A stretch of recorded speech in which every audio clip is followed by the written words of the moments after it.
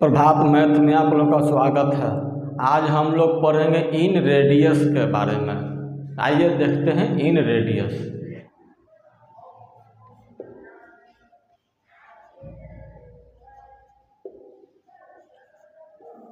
यानी अंतः केंद्र।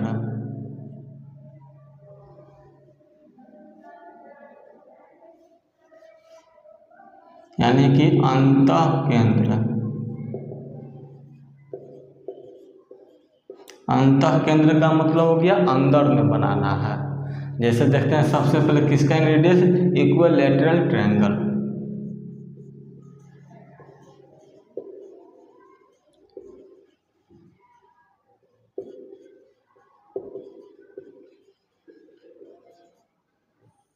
ये देखिए इक्विलैटरल ट्रायंगल में देखते इक्विलैटरल ट्रायंगल का तीनों साइड जो होता है इक्वल होता है।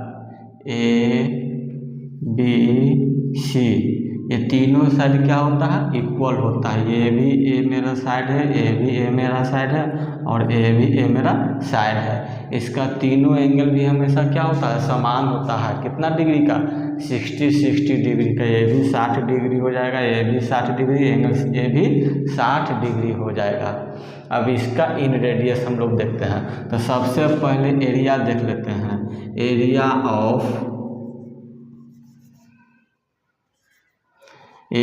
Of triangle A B C equal to क्या होता है, √3/4a² होता है। इसका area of triangle A B C यानी इक्विलैटरल ट्रायंगल का area of triangle, equilateral triangle का। अब देखिए कल हमने पढ़ा था, एक फार्मूला पढ़े थे, R पढ़े थे area of triangle A B C बटे में एस होता है। एस का मतलब क्या होता है, तीनों साइड का योग होता है बटे 2, यानी a + b + c/2 हमने पढ़ा था। तो इसका R निकालना है। तो area of triangle A B C किसका पढ़ रहे हैं, इक्विलैटरल ट्रायंगल का। तो यहाँ इक्विलैटरल ट्रायंगल का एरिया रख देना, √3/4a² बटे एस का मान क्या होता है, देखिए एस बराबर होता है a + b + c/2, यानी कि a का मान भी a है, b का मान भी a है, c का मान भी a है, यानी 3a/2। नहीं समझ में तो देखिए a + a/2, तीनों को जोड़ देंगे तो 3a/2 हो जाएगा। यहाँ पर हम लोग डायरेक्ट लिख सकते हैं 3a/2, यानी कि √3/4a² गुण 2 ऊपर चला जाएगा, 3a नीचे आ जाएगा। देखिए यहाँ 4 कर देते हैं, 2 से ये 2 खत्म हो जाएगा। a² की जगह इसको गुना a लिख देते हैं, तो a से a खत्म हो जाएगा। 3 से काटेंगे तो ये कट जाएगा, कितना ये कट जाएगा √3 से, यानी कितना गया a/2 √3 r बराबर।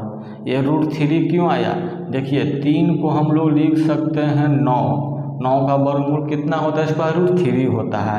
3 को लिख सकते हैं √3 गुने √3, इसीलिए हमको यहाँ पर √3 गुने √3 2 लिख दिए, जिसमें से एक √3 मेरा क्या हो गया, कट गया। यानी r बराबर कितना गया, a/2 √3। ये मेरा इन रेडियस निकल गया। किसका इन रेडियस निकल गया, इक्विलैटरल ट्रायंगल का ये निकला। किसका निकला, इक्विलैटरल ट्रायंगल का ये मेरा इन रेडियस निकला। स्मॉल r जो होता है इन रेडियस को इंडिकेट करता है।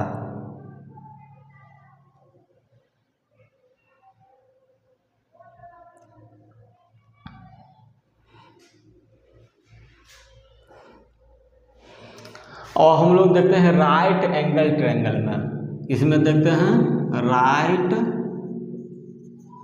एंगल ट्रायंगल में देखते हैं, यानी कि समकोण त्रिभुज में देखते हैं।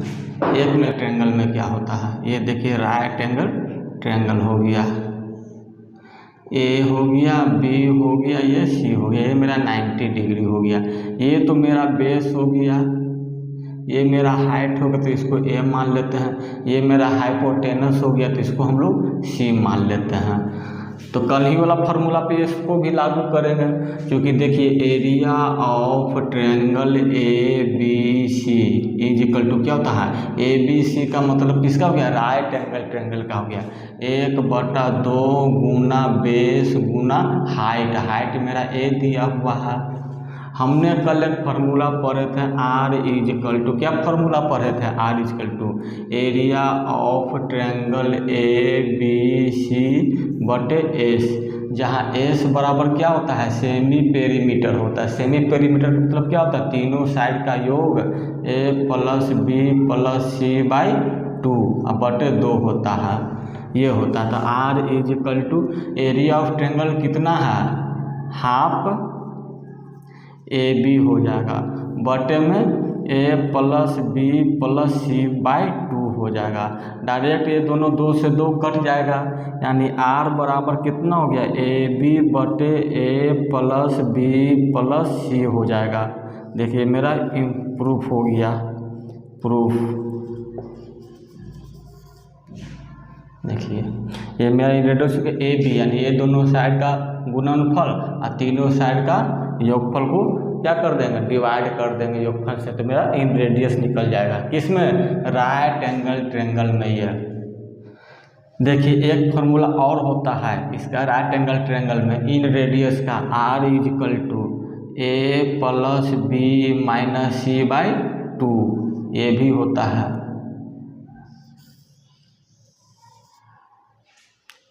यानी राइट एंगल ट्रायंगल के है तो है किसका, inradius A plus B minus C by 2 होता है। अब हम लोग देखते हैं आइसोस्केलेन ट्रायंगल। आइसोस्केलेन ट्रायंगल में देखते हैं, आइसोस्केलेन का मतलब क्या होता है, समद्विबाहु त्रिभुज। समद्विबाहु, समद्विबाहु का मतलब क्या होता है, जिसका 2 साइड इक्वल होता है, उसी को आइसोस्केलेन ट्रायंगल कहते हैं। कोई भी 2 भुजा क्या हो, इक्वल होता है। देखिए ये यदि ए है तो ये भी ए मान लेते हैं, इसको हम लोग मान लेते हैं बी है, मेरा लेंथ दिया हुआ है ये ए हो जाएगा।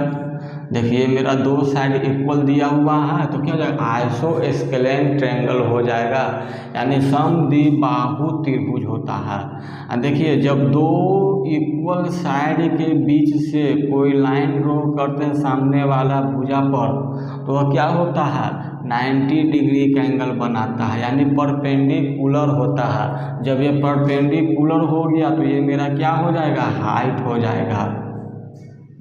आइसोस्केलेन ट्रायंगल में ये मेरा हाइट ही क्या हो जाएगा, सब चीज़ होता है, एंगल बाइसेक्टर होता है, परपेंडिकुलर होता है, मीडियन होता है, सब चीज़ यही होता है। लिख लीजिएगा ऑल, यानी सब चीज़ होता है। ऑल का मतलब सब चीज़, angle bisector, perpendicular, height, median, ये सब होता है। जब 2 साइड इक्वल रहेगा और उसके बीच से लाइन ड्रॉ करेंगे, यदि बीच से हम लोग लाइन ड्रॉ करेंगे तो वो हाइट नहीं होगा, ना ही वो एंगल बाइसेक्टर होगा। क्यों, क्योंकि इसका साइड ए दिया हुआ है, इसका साइड बी दिया हुआ है, दोनों साइड क्या है, बराबर नहीं है, इक्वल नहीं है, दोनों अलग अलग है।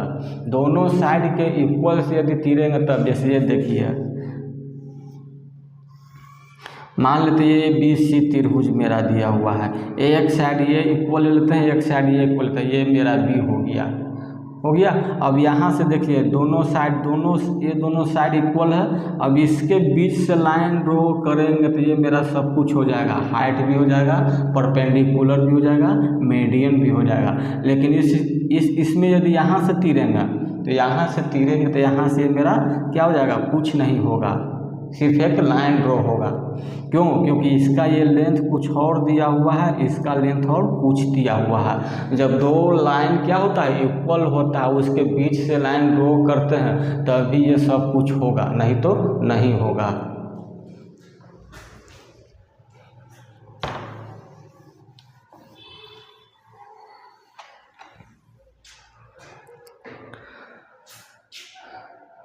अब देखिए हम लोग इसका क्या निकालते हैं, हम लोग हाइट निकालते हैं, AD। AD इसका निकालते हैं हम लोग, फार्मूला देखते हैं क्या होता है। कल हमने फार्मूला पढ़ा था एक, याद है, एंगल बाइसेक्टर में A से B चलते हैं, ये तो मेरा मीडियन हो जाएगा, तो मीडियन हो जाएगा तो ये तो मेरा दो भाग में बढ़ जाएगा, यानी ये B/2 हो जाएगा, ये भी मेरा B/2 हो जाएगा।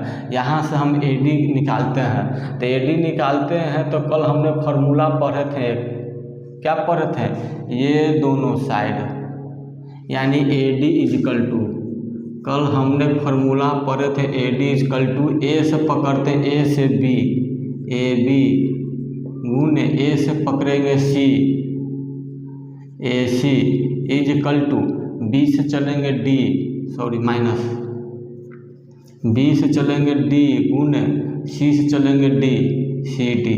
ये फार्मूला हमने कल पढ़े थे।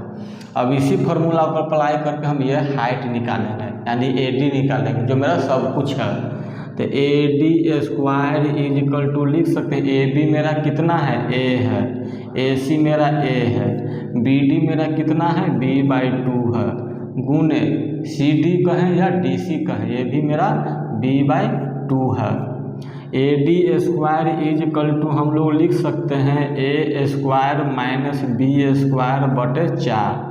अब AD स्क्वायर दिया हुआ है, स्क्वायर हटाएंगे तो बराबर उस तरफ क्या चढ़ेगा, रूट चढ़ जाएगा, यानी under root A square minus B square बटा 4। AD इक्वल टू मेरा ये फार्मूला निकल गया। देखिए इसी फार्मूला से निकला है जो एंगल बाइसेक्टर में हमने पढ़ाया था, इस फार्मूला से मेरा निकल गया।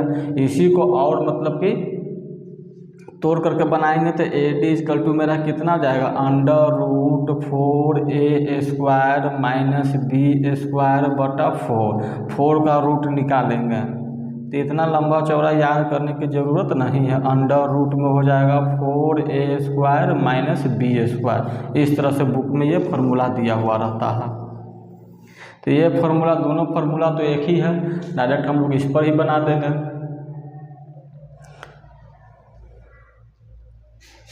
अब हम लोग पढ़ेंगे सर्कम रेडियस, यानी बाह्य त्रिज्या। देखिए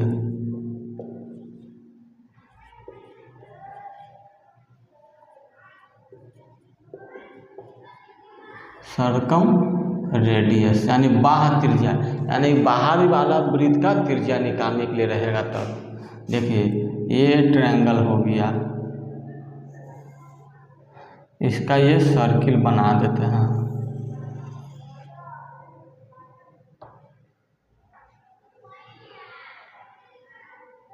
देखिए सर्कम रेडियस कैसे बनता है, साइड का क्या होगा, साइड का परपेंडिकुलर बाइसेक्टर जहाँ पर एक दूसरे को मीट करते हैं वो क्या होता है, उसी को हम लोग उसी पॉइंट पे यानी उसी बिंदु को हम लोग क्या कहते हैं, सर्कम रेडियस कहते हैं। जैसे मान लेते हैं ये मेरा साइड हो गया, एक यहाँ कटा, एक यहाँ कटा, यहाँ ये कट रहा है, यहाँ ये कट रहा है, तो इसको इस तरह से ले आते हैं। एक ये साइड आ गया, यहाँ पर मीट कर रहा है, ये मेरा जो पॉइंट हो गया वह क्या कहलाएगा, सर्कम रेडियस कहलाएगा, यानी R, ये भी R कहलाएगा, ये भी R कहलाएगा। तो इसका एक फार्मूला होता है,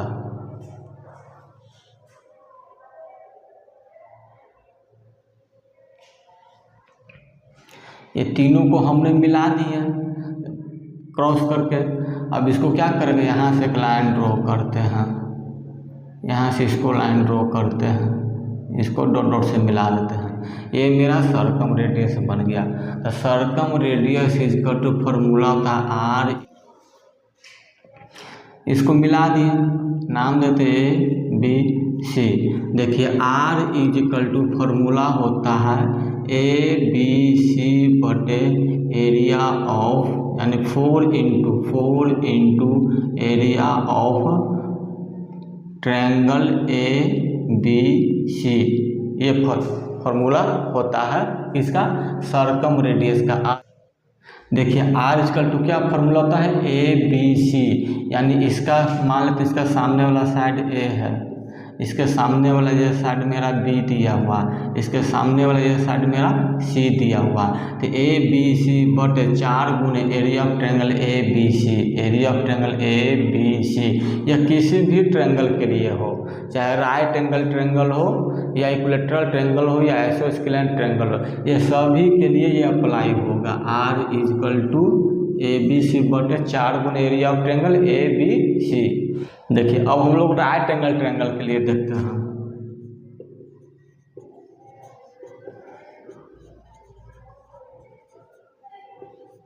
राइट एंगल ट्रायंगल के लिए देखते हैं। ये देखिए ये मेरा राइट एंगल ट्रायंगल बन गया, ये 90 डिग्री का हो गया ए बी सी, ये मेरा ए बी सी क्या हो गया, राइट एंगल ट्रायंगल हो गया।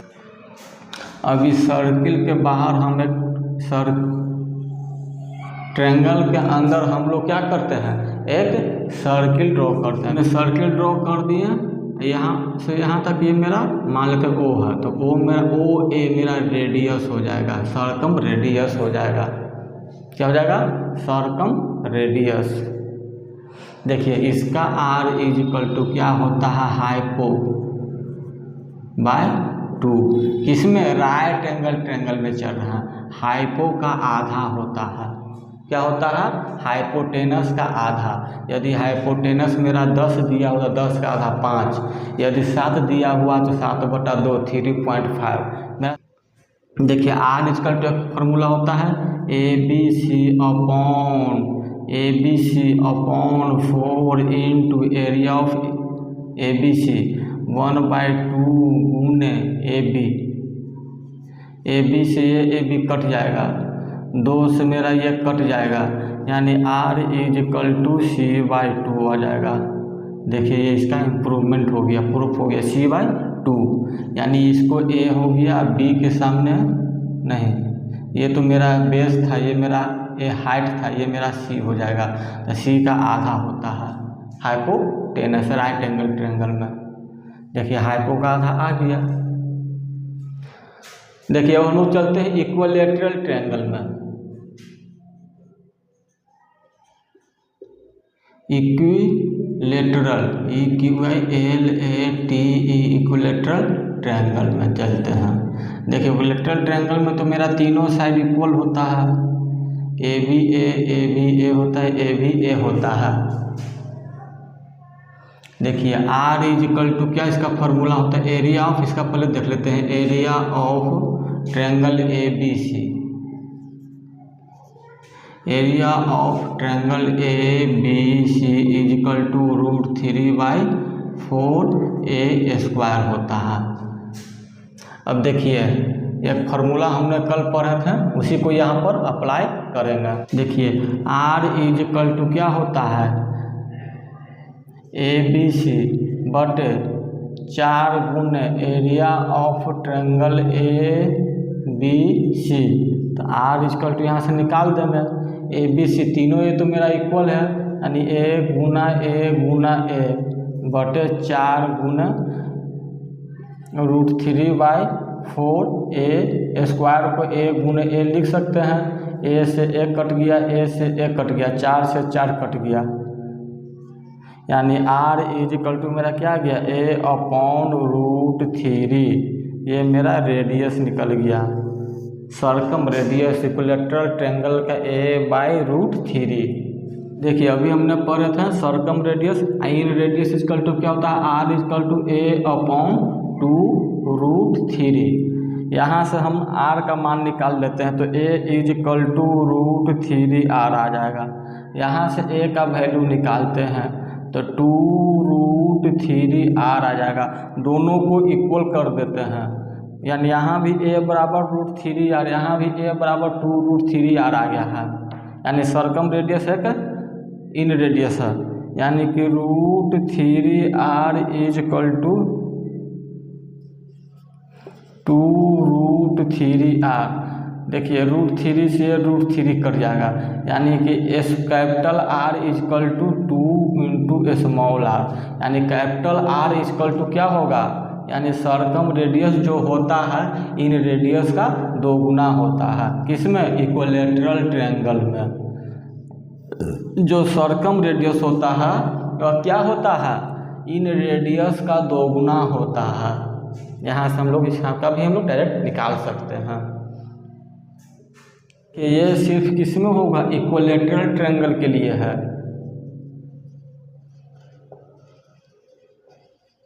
इक्विलैटरल ट्रायंगल के लिए ओनली, यानी कि सभी में अप्लाई होगा। ये सिर्फ किस में होगा, इक्विलैटरल ट्रायंगल में सिर्फ ये नियम लागू होगा और किसी में नहीं।